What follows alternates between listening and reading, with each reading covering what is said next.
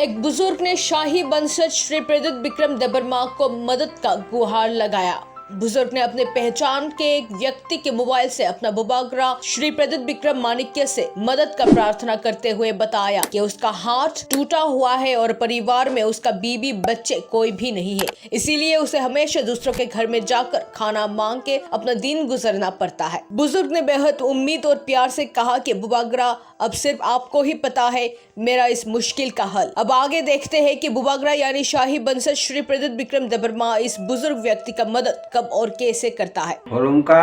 भोगरा महाराज आणि कुनो नौनो कुंकरई भीग सकरई या बुकुबाई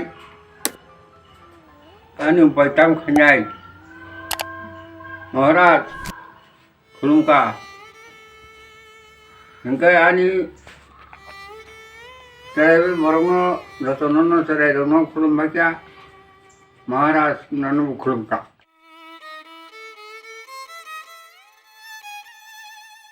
आनो किसा सुबाता दे वो पैकरई बुनी नक से मायरो छानो टाइमा तंसिबो मुक्ति भइबो